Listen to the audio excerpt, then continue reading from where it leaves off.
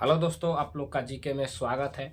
तो हम लोग ने कुछ मौर्य वंश के टॉपिक जो है वो पढ़ लिए, क्लियर कर लिए पहले, और उसमें हम लोग अशोक के बारे में देख रहे थे। ठीक है, तो अशोक के बारे में जो शिलालेख है उसके बारे में हम लोग ने कल के क्लास में देख लिए। शिलालेख और स्तंभ दोनों का हम लोग कल क्लास में देख लिए। अशोक का जो टॉपिक है या चैप्टर है उसमें हम लोग आप लोग को लगभग 4-5 क्लास दे चुके हैं, मैंने 4-5 वीडियो बन चुका है अशोक के बारे में, जिसमें अशोक का पूरा डीप हम लोग चले हैं।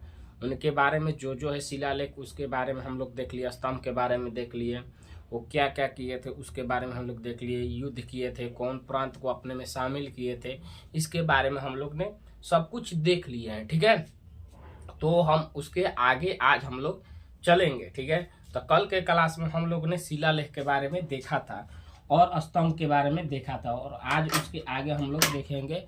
और आज जो अशोक है या मौर्य वंश है उसका खत्म हो जाएगा, और उसके बाद शुंग वंश का होगा तो स्थापित होगा। कौन सा वंश? तो शुंग वंश है उसको हम लोग आज स्थापित कर देंगे। ठीक है, आज स्थापना उसका हो जाएगा और मौर्य वंश का आज अंतिम है और खत्म हो जाएगा। ठीक है, तो आज की क्लास अंतिम है मौर्य वंश के लिए, अशोक का खत्म हो जाएगा और उसके बारे में हम लोग आज की क्लास में देखेंगे।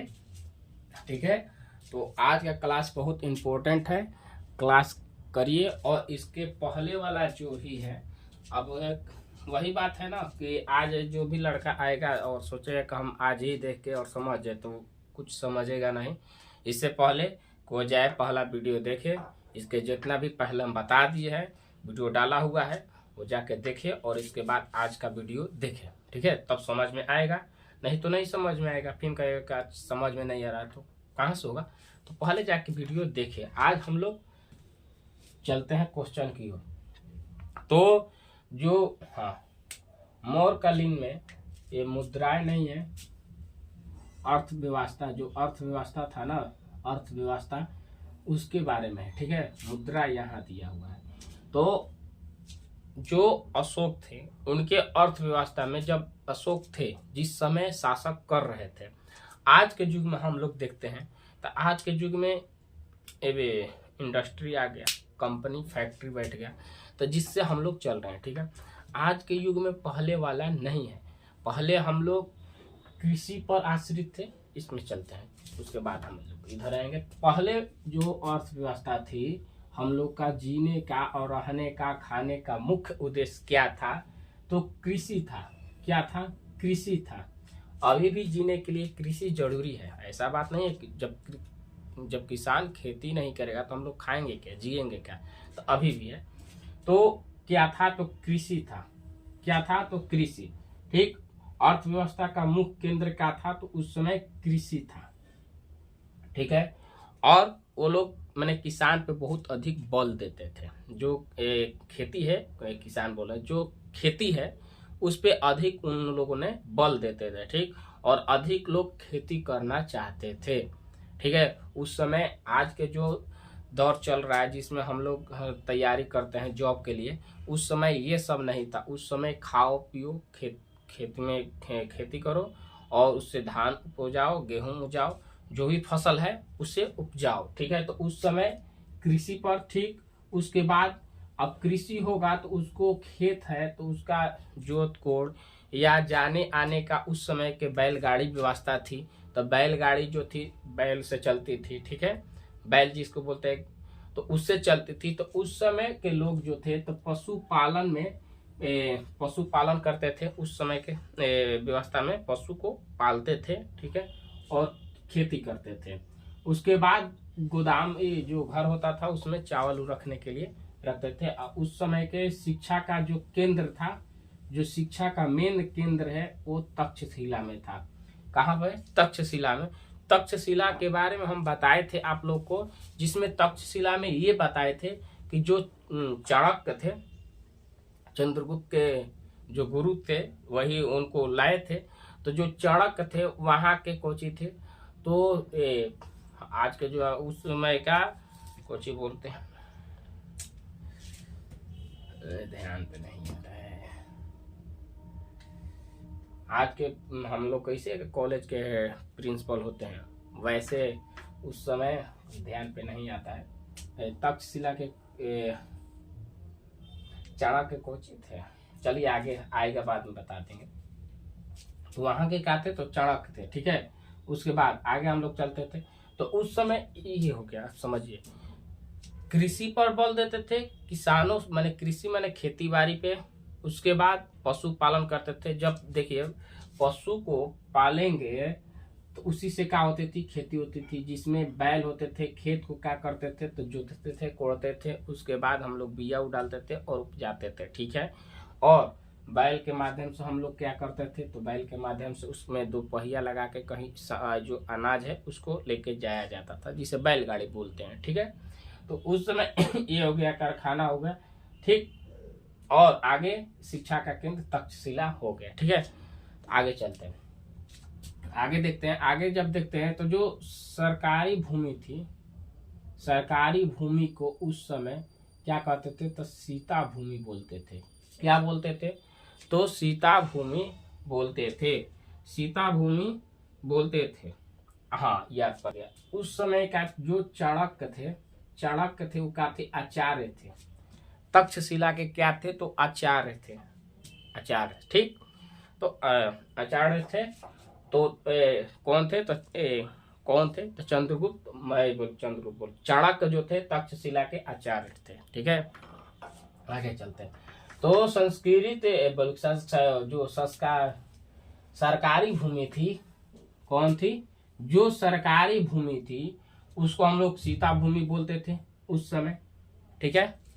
उस समय क्या बोलते थे, सीता भूमि बोलते थे, ठीक है। आ गया समझ में। आगे चलते हैं। उस समय के जो भूमि थी, उस समय की माने किस समय के, जब मौर्य वंश था जिसमें अशोक शासक कर रहे थे, उस समय के बात बोल रहे हैं। तो अशोक जब शासन कर रहे थे उस समय का हम बात बोल रहे हैं। तो उस समय के जो भूमि थे उसमें कौटिल्य, कौटिल्य किसको बोलते थे, चाणक्य को बोलते थे, बताए थे चाणक्य को, ठीक, चाणक्य। तो उस समय क्या करते थे कि वो भूमि पे 1/6 कर लेते थे, माने जो अपने देश है या देश बोल के, जिस समय, उस समय देश नहीं, जिस जहां वो शासन करते थे मगध पे, तो शासक करते थे, तो वहां से 1/6 कर लेते थे। क्या कर लेते थे, 1/6। लेकिन मेगास्थनीज के बारे में हम लोग आप लोग को बताए कि इसके बारे में बता दिए, ये दूत बन के आया था, क्या किए थे, तो इसके बारे में हम लोग देखे थे कि ये आक्रमण किया था तो हराए थे। तो इसके बारे में हम लोग देखें, मेगास्थनीज हाथी के चक्कर में आया था, यहाँ से आया था हाथी के चक्कर में, चंद्रगुप्त मौर्य के मृत्यु के बाद यही बना। तो इसके समय में क्या हुआ, तो 1/4 हो गया था टैक्स, कर 1/4 कर टैक्स हो गया था, ठीक है। सेल्यूकस निकेटर जो था, कौन था, तो सेल्यूकस निकेटर ने चंद्रगुप्त मौर्य पर आक्रमण किया था। क्यों, यहाँ से हाथी के ले जाने के लिए। लेकिन क्या हुआ था, तो पराजित हो गया था, हार गया था, जिसमें जो घनानंद थे उनका सेना विशाल थी। तो घनानंद को जब चंद्रगुप्त मौर्य हरा दिए थे तो उनका सेना सब संपत्ति इनका हुआ था। तो उसमें सेल्यूकस निकेटर आया था, और सिकंदर था जो विश्व विजेता बोलते हैं सिकंदर को, वो आया था और घनानंद की सेना को देखकर क्या किया था, वापस लौट गया था, ठीक है। तो ये हराने के बाद चंद्रगुप्त मौर्य क्या किए थे, हराए थे तो उसकी उनकी बेटी जो थी हेलेना से शादी हुआ था। इसको तो हम वीडियो में बता दिए, पहले क्लास में शादी हुआ था, और उन्हीं को देखने के लिए मेगास्थनीज के यहाँ आ गया था, ठीक है। तो मेगास्थनीज देख रहा था, तो उसी समय जब चाणक्य के बाद 1/4 कर टैक्स ये लेता था, ठीक है। अब आगे चलते हैं, आगे क्योंकि हम देखिए अब फिर से बताए चंद्रगुप्त मौर्य के बारे में, फिर पढ़ाए तो बहुत पिछले हम बता दिए, बहुत अच्छा से डीप बताए हैं क्लास में, तो आप लोग जाके देख सकते हैं, ठीक है। अब देखते हैं इसके जो धार्मिक कर थे, उसमें हम लोग धार्मिक कर को क्या बोलते थे, तो बलि बोलते थे, ठीक। क्या बोलते थे, तो बलि बोलते थे। जो भी धार्मिक कर है उसको हम लोग क्या बोलते थे, तो बलि बोलते थे। और भूमि जो माप है, जो भूमि माप कर को हम क्या बोलते थे, ठीक है। जो भूमि मापते हैं ना, भूमि माप, उसको, उस कर को हम लोग क्या कहते थे, तो रज्जु बोलते थे। क्या बोलते थे, तो रज्जु बोलते थे। तो इतना हम बताए, इतना तो समझ में आ गया होगा, बिल्कुल अच्छे से समझ में आया होगा। पहले हम लोग चलते हैं कि जब मौर्यकालीन में अर्थव्यवस्था जो थी, हम लोग को जीने और खाने के लिए मुख्य उद्देश्य क्या था? तो कृषि था। क्या था? तो कृषि था। कृषि, पशुपालन, शिक्षा का केंद्र तक्षशिला था। ठीक, तो ये सब था। आज के युग में क्या है? आज के युग में कारखाना है, फैक्ट्री है, हम लोग जॉब के लिए रहते हैं अधिक। देखिए, कृषि जीवन के लिए जरूरी है, मैंने किसान जो है, हम लोग के खेती जो है वो हम लोग के लिए जरूरी है, क्योंकि वहीं से सब चीज आता है। लेकिन आज के युग में शिक्षित भी होना जरूरी है। ठीक है, तो उस समय ये चलता था। उस समय के देखिए, आगे हम बताएंगे, इसमें छोड़िए, आगे चलता है। तो देखो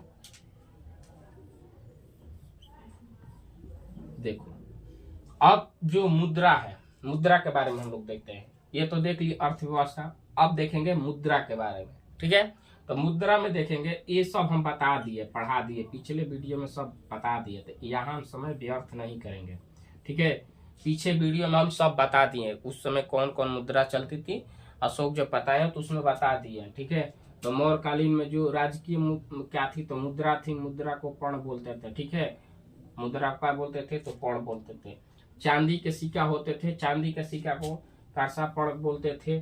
सोने के सिक्का को स्वर्ण और निष्क कहते थे, और तांबे के सिक्का को हम लोग क्या बोलते थे? तो मासक और कांकनी कहते थे। तो ये जितना भी है हम बता दिए, इसलिए हम जल्दी बताए। ठीक है, अब ये इसी में टाइम बार बार एक ही चीज में व्यर्थ करना अच्छा नहीं लगता है।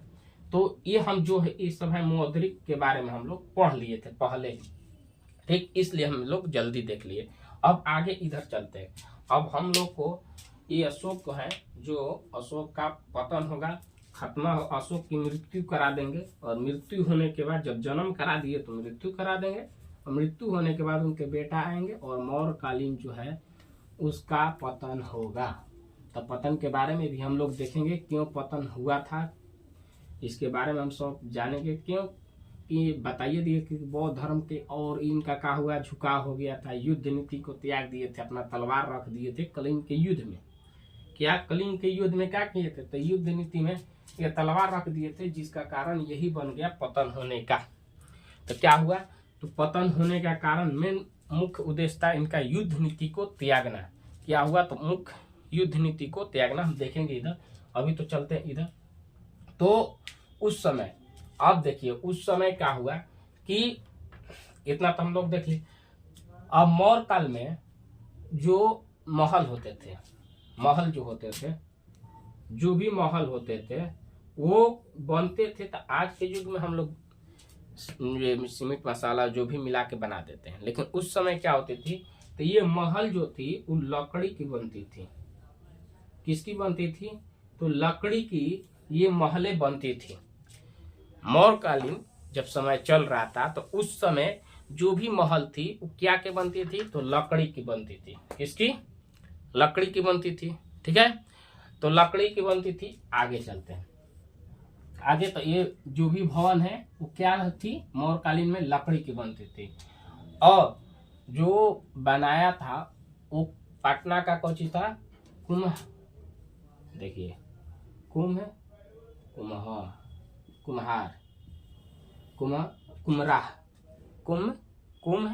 कुम्हराह।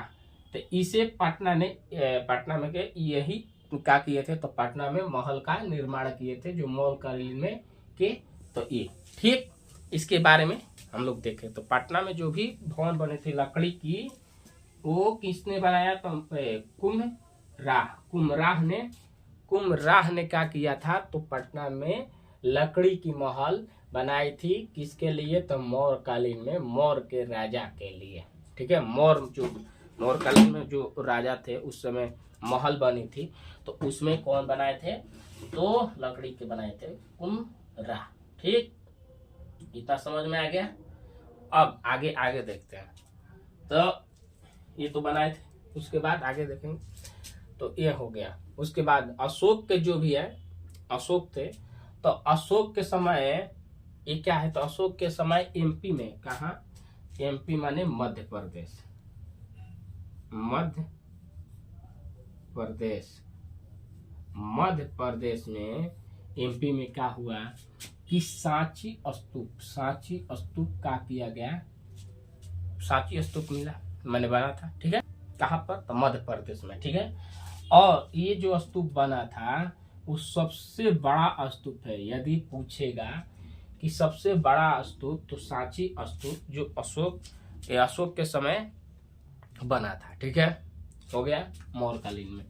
उसके बाद आगे चलते हैं। तो हाँ, अशोक के समय एमपी में कौन चीज? सांची स्तूप, जो सबसे बड़ा स्तूप था, जो सबसे बड़ा स्तूप था, ठीक है।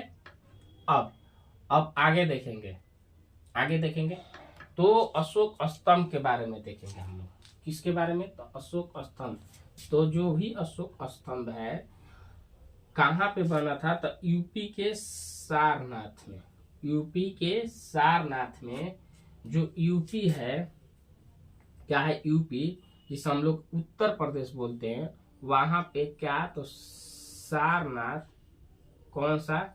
तो सारनाथ में जो अशोक है, अशोक स्तंभ,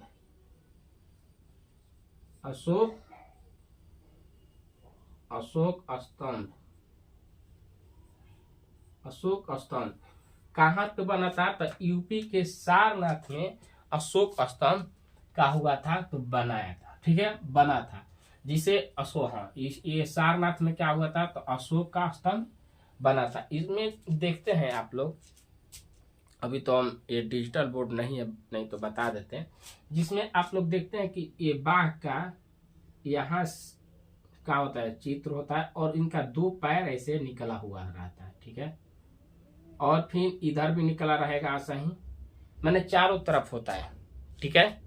तो उसमें देखें आप लोग ऐसे करके रहता है।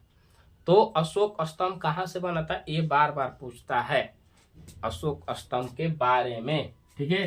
तो अशोक स्तंभ कहाँ से? तो सारनाथ में क्या बना था? तो अशोक का स्तंभ बना था, ठीक है, जो कहाँ है? सारनाथ, तो यूपी में है, ठीक है।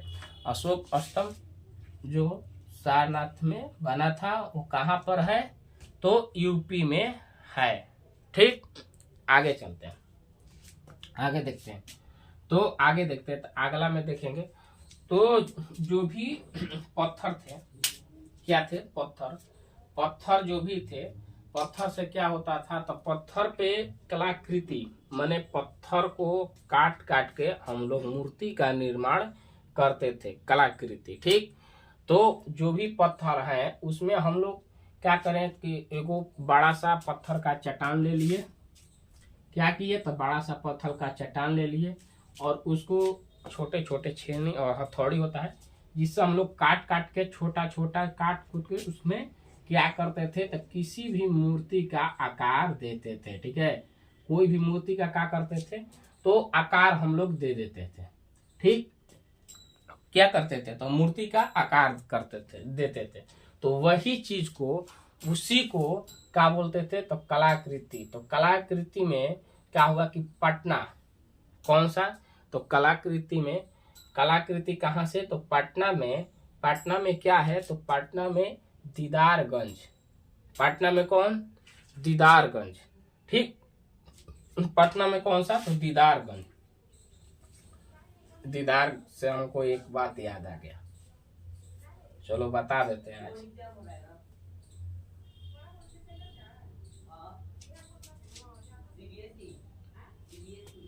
दीदारगंज के बारे में हम लोग थोड़ा दीदार आ गया तो हमको एक याद आ गया। आज जब सुबह में हम जगे थे, तो जैसे ही जगे तो जग के अपने बैठे थे, मोबाइल पे कॉल आया अनजान नंबर से, नंबर हमारे में सेव नहीं था, अनजान था, ठीक। आया कॉल आया तो हम रिसीव कर लिए, उठा लिए उस कॉल को। उठाए तो उधर से आ रहा है, जानते हो क्या? Good night. दिन के समय है, सुबह के समय है, 8 बज रहा है। कितना बज रहा है? 8 बज रहा है। 8 बज रहा है, और सुबह में 8 बजे कोई बोले गुड नाइट।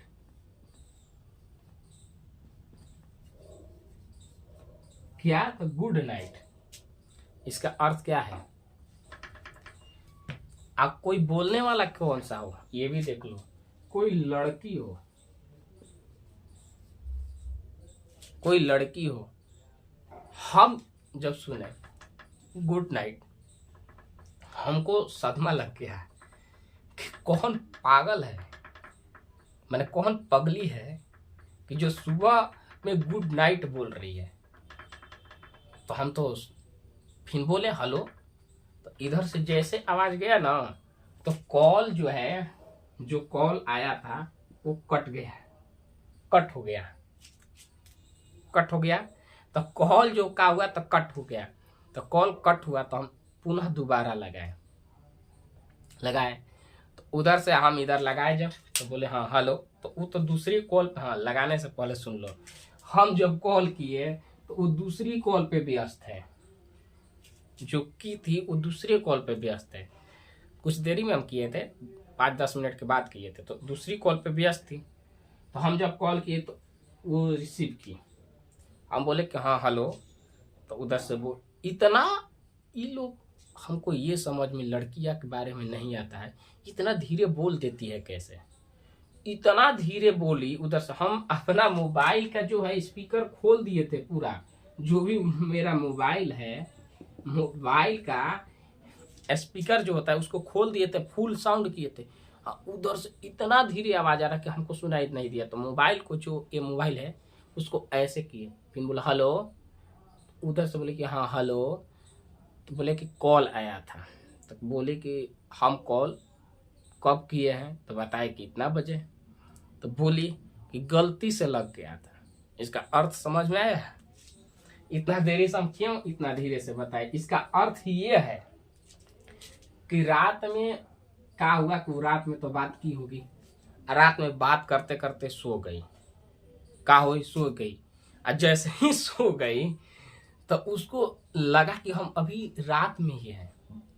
नाइट में क्या होता है ना कि लड़कियां जो सिटी में रहती है तो उसके घर में क्या होता है, एक स्पेशल रूम मिल गया, सोई है, बॉल बुता हुआ है, दरवाजा बंद है, सब खिड़की बंद है, अंधेरा दिखाई दिए नहीं, ऊपर बाहर क्या मौसम है क्या नहीं उसको मालूम ही नहीं चला।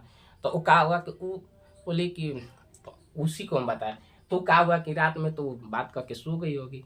अब उसको एक एक पैक जगी, नींद में उठी, जगले जगले हेलो गुड नाइट, वो आँख खोल के देखी नहीं कि नंबर जो है वो किसका नंबर है, कॉल कर दी, इधर आ गया। तो यही बात है कि लड़कियां जितनी भी है ना, अब एक गुड नाइट रात में नहीं बोली थी, इसलिए सुबह गुड नाइट बोली। अब बोली कहाँ, जहाँ बोलना चाहिए वहां नहीं, दूसरे जगह बोल दी। देख रहे हो, तो यही सब तो ये काम खो रहा है। तो इसी हम लोग कलाकृति पे आ गया था ध्यान पे, तो वही बताया, ठीक है। तो ऐसा हो रहा है, तो अब समझो क्या बात है। तो चलते हैं, तो आगे इधर आते हैं। अभी भी बोल दे रहे हैं कि इन लोग से बचो, अपने रात में सोइए, तुमको रात भर जाएगा, या फिर सुबह बोल रही है गुड नाइट। बाद में कॉल की होगी, उधर बिजी बोल रहा था तो गुड नाइट बोली। तो ये लोग तो यही है कि 8 बज रहा है तो 8 बजे गुड नाइट बोलना है दिन में, और रात में बोले कि गुड मॉर्निंग जग के। कभी कभी ऐसा भी होता है, इतना लड़की 11 बजे बात की, सो गई, फिर जगी, उसको लगा कि सुबह हो गया, गुड मॉर्निंग बोल देती होगी, जितना बात करता होगा सुनता होगा। चलो देखते हैं इधर। तो हाँ, दीदारगंज पे आ गया था ये बात, अभी ध्यान पे आ गया दीदार आया तो इसलिए हम ये बात आ गया था, ठीक है। तो जो पटना है, तो पटना के दीदारगंज, कौन सा, तो पटना के दीदारगंज है। तो दीदारगंज में क्या हुआ कि यहाँ पर कलाकृति, जो अभी बताए ना कि पत्थर को काट काट के मूर्ति बनाया करते थे लोग, तो मूर्ति जब बनता था तो उसमें देखिए क्या हुआ कि जब मूर्ति बना तो उसमें दीदारगंज में यक्ष और याक्षणी की क्या हुई, तो मूर्ति मिली। क्या हुई, तो यक्ष और याक्षणी की मूर्ति मिली थी, ठीक है। कहाँ पर था, कहाँ पर है ये, तो यक्ष और याक्षणी की मूर्ति कहाँ है, दीदारगंज पटना के, पटना में। कहाँ पर है, पटना में, ठीक, दीदारगंज के, मैंने पटना के, पटना में दीदारगंज में यक्ष और यक्षणी की का है, तो मूर्ति है, ठीक है, जो कलाकृति के से बनी हुई है। आगे चलते हैं। जो अशोक है, अशोक के बारे में, अशोक जो है इनका जो शिलालेख है, जो अभिलेख है, अशोक का जो भी अभिलेख है या शिलालेख कहिए, अभिलेख कहिए, अभिलेख जो है वो का तो पटना में नहीं मिला। पटना में कोई अभिलेख नहीं मिला। ठीक है, तो पटना में क्या हुआ था, तो अशोक का अभिलेख नहीं मिला था। अब चलते हैं, अब चलेंगे आगे और जिसमें हम लोग देखेंगे कि अब क्या होगा, तो अशोक और मौर्य वंश का पतन होगा। क्या होगा, तो मौर्य वंश का पतन होगा और उसके बाद अगला शासक आएंगे। ठीक है, तो मौर्य वंश का हम लोग पतन कर देंगे और उसके बाद आगे हम लोग देखेंगे। तो आगे वाला आज देख रहे हैं। चलिए, तो अशोक, अब अशोक की क्या होगी, तो मृत्यु हो जाएगी। हम लोग जन्म कराते हैं, मृत्यु देते हैं। मनुष्य क्या नियम है, जन्म लेगा मरेगा। तो अशोक का मृत्यु कब हुआ था, तो 332 ईसा पूर्व, 332 ईसा पूर्व में क्या हुआ, पटना में अशोक की मृत्यु हो गई। ठीक, अशोक की क्या हुई, तो मृत्यु हो गई। ठीक, तो अशोक की मृत्यु हो गई 232 ईसा पूर्व में। और इनका जब मृत्यु हो गई अशोक के, तो इनका जो बेटा थे, कौन से, तो बेटा कौन, कुणाल, इनको क्या किया गया, तो मगध के जो मगध था, मगध के गद्दी पर क्या किए गए, गद्दी पर बैठे मैंने इनका राज्य अभिषेक हुआ और स्थापित किए गए। एक गद्दी पर बैठे, कौन, कुशल,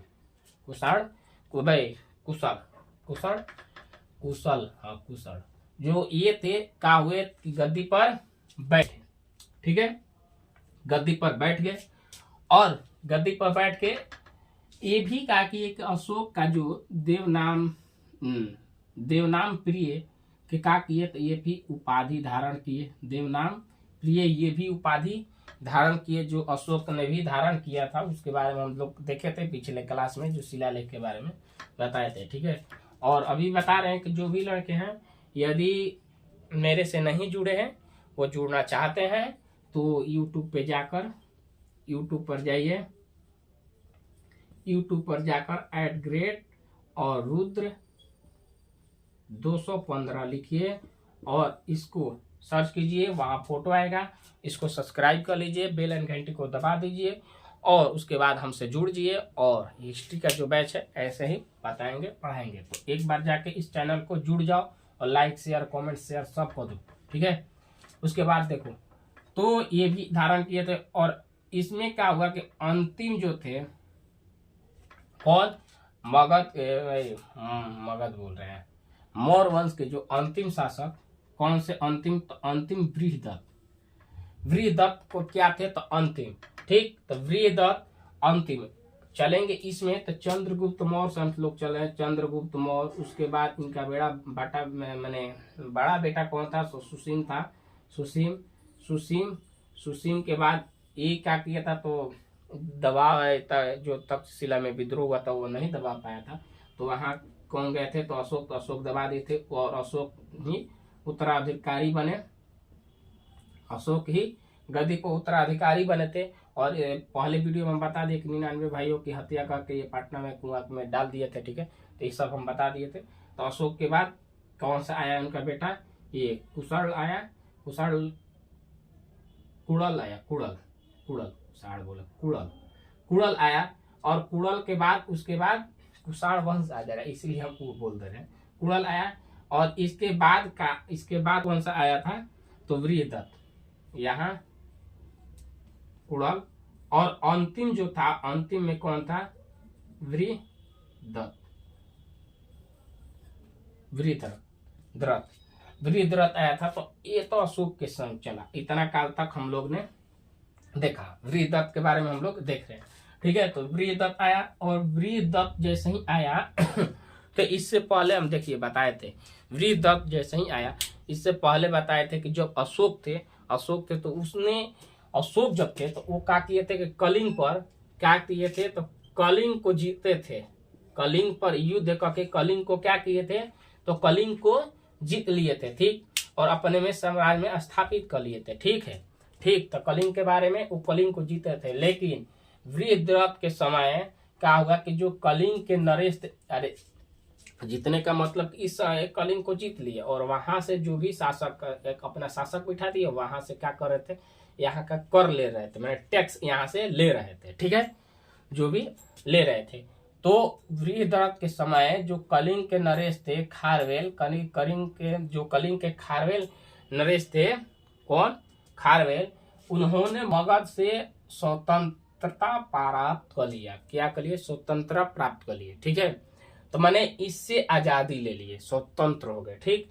किस समय में, बृहद्रथ के समय में कलिंग का हुआ तो स्वतंत्र हो गया, ठीक, आजाद हो गया। उसके बाद जब आजाद हो गया, उसके बाद देखते हैं जब बृहद्रथ थे, बृहद्रथ जो थे, तो इसके बारे में भी बताएंगे आगे। जो भी देखिए अशोक के बाद, अब ये बोल रहे हैं अशोक के बाद इसमें मौर्य वंश में जो भी शासक आया अयोग्य था, माने वो शासक के लायक नहीं था, शासक करने लायक नहीं था, ठीक है, अयोग्य था, उस शासन को संभाल नहीं पाया, क्योंकि इतना बड़ा साम्राज्य दे दिए। और मेन मुद्दा ये था ना कि अशोक ने क्या किया था, तो अशोक जो युद्ध नीति को त्याग दिया था ना, युद्ध नीति त्याग देना यही सबसे बड़ी भूल थी उसकी। युद्ध नीति को त्याग दिया, तो युद्ध नीति को त्याग दिया तो उसके बेटे में क्या हुआ कि इससे भी वंचित रह गए। अब पिता ही वैसा रखा तब ना, तो इस युद्ध नीति त्यागने के कारण ही सब हुआ। तो बृहद्रथ जब बैठे ना, तो ये तो पहले आजाद हो गया, स्वतंत्र हो गया। और इसके जो सेनापति थे बृहद्रथ के समय, सेनापति पुष्यमित्र, यही देखिए पुष्यमित्र, ये जो थे सेनापति थे, किसके सेनापति थे, तो बृहद्रथ के क्या थे, तो सेनापति थे। और सेनापति का किया, आज देखिए इतिहास में पहले भी वीडियो में बताया कि सेनापति ही क्या करता है, मार देता है। शिशुनाग वंश में देखिए शिशुनाग जो था वही सेनापति को मार दिया था, ठीक, वह सेनापति था और अपने राजा को ही क्या किया था, मार दिया था, ठीक है।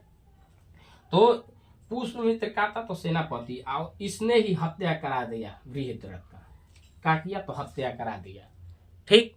और हत्या जब करा दिया तो पुष्यमित्र ने हत्या कर दी जब बृहद्रथ की, तो हत्या करने के बाद इसने अपना वंश ला दिया, क्या किया, तो वंश लगा दिया अपने में। तो जो पुष्यमित्र है ये सेनापति था और बृहद्रथ का हत्या किया, तो इसने अपने बाद में क्या किया, तो मौर्य वंश से आजादी पाकर इसने पुष्यमित्र वंश लिख दिया, ठीक, मित्र। उसके बाद इसने क्या जोड़ दिया था, तो गलती हो गया, सुंग, पुष्यमित्र सुंग, क्या जोड़ा था, तो वंश तो होता ही है, ये अपना वंश को स्थापित किया था। ये कौन सा वंश, तो ये वंश सुंग, पुष्यमित्र सुंग, ठीक, पुष्यमित्र सुंग। तो पुष्यमित्र सुंग ने क्या किया, तो हत्या किया बृहद्रथ का, और उसके बाद हत्या करने के बाद मौर्य वंश का हुआ तो खत्म हो गया, समाप्त हो गया। और यहीं से सुंग वंश का हुआ, जब पुष्यमित्र सुंग, तो लास्ट में क्या है, तो सुंग, तो सुंग जो है ना, सुंग से क्या किया, यहीं वंश लगा दिया, ठीक। तो पुष्यमित्र सुंग क्या हुआ, सुंग, तो यहाँ से चलने लगा सुंग वंश, कहाँ से चला, तो सुंग वंश। तो मौर्य वंश जो है, मौर्य वंश का क्या हुआ, पतन, यहां से क्या हुआ, मौर्य वंश का पतन हो गया। और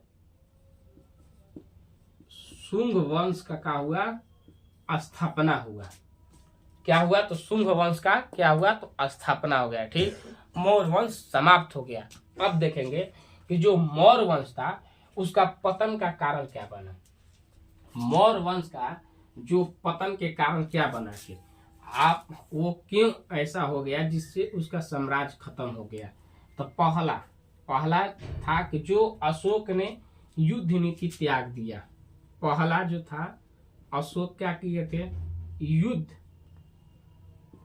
नीति त्याग, पहला क्या था, तो अशोक ने युद्ध नीति को त्याग दिए थे, पहला कारण। दूसरा कारण था, दूसरा कारण क्या था कि बौद्ध धर्म के जो लोग थे, बौद्ध धर्म के जो थे उसमें क्या किए कि इतना दान दिए, अत्यधिक बौद्ध धर्म में अत्यधिक का हुआ तो झुकाव आ गया। क्या हुआ? अत्यधिक झुकाव, बौद्ध धर्म के प्रति झुकाव। झुकाव का मतलब इतना, जब कलिंग के युद्ध समाप्त हुआ था, युद्ध नीति को त्याग दिए थे, तो बौद्ध के नीति के चलते इन्होंने प्रचार के लिए अपने बेटों को भेजने लगे और ये सोचे कि अब युद्ध होगा ही नहीं। अरे तुम जब तक ले शासक में हो, तुमसे सब कोई डरता है, तो जानते हैं कि कोई कुछ नहीं, लेकिन अगला जो जनरेशन आएगा उसमें क्या वो खौफ रहेगा? नहीं रहेगा। तो कहा कि बौद्ध धर्म के अत्यधिक झुकाव कर दिए, जिसमें इतना दान हुआ, इतना दान दिए। देखते हैं पहले भी आप लोग 4 गुफा दान दिए थे, ठीक, नागार्जुन ऐसे कह के क्या किए थे, तो दान किए थे। तो उसमें इतना ये दान कर दिए, दान इतना किए, इनके जो राज्य थे आर्थिक संकट आ गया था। क्या हुआ? संकट आने लगी और इन्होंने भिक्षुओं को कहा कि ये बहुत दान, वही बात बताए, भिक्षुओं का दान देना। तो ये सब का बना, इनका पतन होने का कारण बना था। ठीक है, इनका पतन होने का कारण, मेन उद्देश्य यही था। ठीक, तो अब हम कल की क्लास में हम देख एक ट्रिक पहले भी लिखवाए थे, बताए थे कि हसीन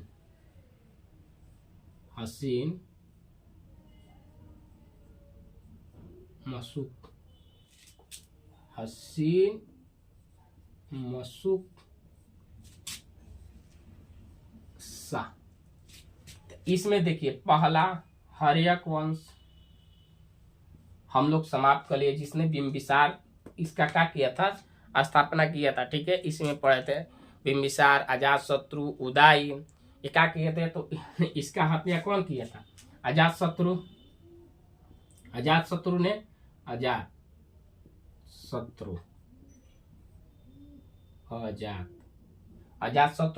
हाँ, अजातशत्रु ने क्या किया था, तो हत्या किया था। इसका बेटा उदयन जो था, उदयन ने इसका हत्या कर दिया था।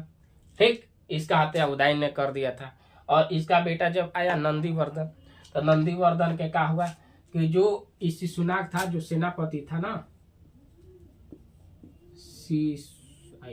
गलती हो गई ना, शिशुनाग था, ये सेनापति था नंदीवर्धन का, और इसने हत्या कर दिया था। ठीक है, जैसे अभी कैसे हम लोग देखे कि जो पुष्पमित्र था, पुष्पमित्र शुंग था, उसने वृहद्रथ का क्या किया, हत्या कर दिया, जो सेनापति था। वैसे ही जस्ट देखिए पीछे भी इससे पहले इतिहास में दोहराया गया था। जो शिशुनाग था वो सेनापति था, किसका? तो नंदीवर्धन का। वो अयोग्य शासक था, योग के लायक नहीं था, वो शासक के लायक नहीं था, तो उसकी हत्या शिशुनाग ने कर दिया था। और शिशुनाग ने ही अपने लास्ट में क्या किया, तो वंश ला दिया था। तो इसके बाद क्या हुआ कि हर्यक वंश चला था, उसके बाद शिशुनाग वंश चला। कौन सा? शिशुनाग। उसके बाद इसमें आगे चल के क्या हुआ, आगे शुनक आए, और उसके बाद इसमें क्या है, तो घनानंद आए थे। धनानंद, जो धनानंद है, घनानंद को तो चंद्रगुप्त मौर्य आ रहे थे। हाँ, तो हाँ, इसमें क्या हुआ कि धनानंद नहीं, महापदम नंद कौन आए थे, तो महापदम नंद, नंद लास्ट में जोड़ा था। महापदम आए और महापदम ने क्या किए कि इस शिशुनाग वंश के अंतिम शासक को हरा दिए थे। ठीक है, नागदर्शन जो था, नागदर्शन, नागार्जुन ध्यान पे नहीं आ रहा, तो इसके अंतिम शासक क्या किए थे, तो हरा दिए थे महापदम ने। और महापदम ने हराया, जब महापदम ने हराया, और उसके बाद क्या किए, तो नंद वंश की स्थापना कर दिए थे। क्या किए थे, तो नंद वंश के बारे स्थापना हो गया था। उसके बाद इसमें चलते चलते इसमें आया जो धनानंद था, घनानंद जो था, तो घनानंद आया, और उसमें क्या हुआ कि यही चाणक्य का अपमान किया था। चाणक्य का क्या किया था, तो अपमान किया था, और अपमान के बदला लेने के लिए चंद्रगुप्त मौर्य ने क्या किया था, चंद्रगुप्त मौर्य को शिक्षा दी और उससे युद्ध में लड़वाए, और वो घनानंद की क्या किया, धनानंद को हरा दिया, और वहां से क्या हुआ, तो मौर्य वंश आया था। कौन आया था, तो मौर्य वंश आया था। अभी हम लोग मौर्य वंश के बारे में पढ़ रहे थे। मौर्य वंश आया था। मौर्य वंश में चंद्रगुप्त मौर्य आए, उसके बड़ा बेटा सुसीम आया, उसके बाद अशोक आए। अशोक के शासक काल में कलिंग युद्ध सब हुआ, जीते हुए, ठीक। और उसके बाद आगे का हुआ कि अंतिम शासक बृहदत्त आया था, और बृहदत्त के पुष्यमित्र शुंग ने क्या किया तो हत्या किया, और इसने क्या किया तो शुंग वंश की स्थापना कर दी। कौन से वंश? तो शुंग वंश की स्थापना कर दी, ठीक है। तो ये चीज है, शुंग वंश की स्थापना जब कर दिए तो देखिए शुंग वंश का स्थापना हुआ, तो यहाँ से अब हम लोग क्या करेंगे तो शुंग वंश के बारे में पढ़ेंगे, ठीक है। अब शुंग वंश के बारे में चलेगा आगे, तो इतना हम बताए। ये सब जितना अभी बताए हैं ना, ये पूरा हम वीडियो पहले के क्लास में बता दिए हैं। जितना अभी बताए ये सब पहले ही हम बता दिए, ठीक है। समझ में आया? तो पहले ही हम क्या किए थे तो बता दिए थे। अब देखते हैं, अब आगे वाला जो भी है इसके आगे हम लोग देखेंगे। और इसमें देखिए जो भी लड़के को छूट गया है क्लास, क्या हुआ है तो छूट गया है, वो क्या करेंगे कि अभी हम ये बताए ना, हर्यक वंश, शिशुनाग वंश, नंद वंश, मौर्य वंश, शुंग वंश चलेगा। ये पिछले क्लास में वीडियो में बता दी है। आप लोग जाइए यूट्यूब चैनल खोलिए, यूट्यूब खोलना क्या है, यूट्यूब अपना मोबाइल पे चालू कीजिए, और उसमें जो सर्च बॉक्स होता है, सर्च बॉक्स में @, यहाँ 1 2 3 3 डॉट करके रहा था, उस पर टिपिएगा ना तो @ का ऑप्शन आ जाता है, जैसे 1 2 3 में होता है। @ डालिए, वहाँ रुद्र लिखिए 215, और इसको क्या कीजिए सब्सक्राइब कर लीजिए, इसको सब्सक्राइब कर लीजिए, क्योंकि हम जैसे वीडियो बना के डालेंगे आप लोग के पास क्या होगा तो नोटिफिकेशन चल जाएगा, नोटिफिकेशन जाएगा, और उसको वीडियो को देख लीजिए, ठीक है। और ये बोल दिए कि जो हिस्ट्री का है, हिस्ट्री है, इसमें हम लोग 0 से एकदम शून्य से चल रहे हैं, शून्य से चलेंगे और हीरो बन जाएंगे, माने 0 से हीरो बनेंगे आप लोग, ठीक। क्योंकि इतना डीप बता रहे हैं, अभी नहीं विश्वास हो रहा है तो जाके अशोक के बारे में 2-3 क्लास पीछे भी देख लो, समझ में आ जाएगा। पूरा अशोक के बारे में डीप एकदम तोड़ के बताएं क्या क्या किए हैं, ठीक है। तो ये सब जाके वीडियो देखिए, देखो, ठीक है। और देखो, और आगे हम ऐसे ही बनाते रहेंगे, बहुत लंबा वीडियो चल गया, ठीक है। तो कल की क्लास में हम लोग मिलते हैं, आज बहुत लंबा वीडियो गया, और कल हम लोग देखते हैं जिसमें शुंग वंश के बारे में चालू होगा, ठीक। तो अपने दोस्तों मित्रों को शेयर करो, अपने स्टेटस पे ये वीडियो को शेयर करो, भेजो, और अपने दोस्तों को इसमें जोड़ो, ठीक है। तो मिलते हैं कल के वीडियो में, अगला इससे भी बेहतर क्लास कल देखें, ठीक है। मिलते हैं कल।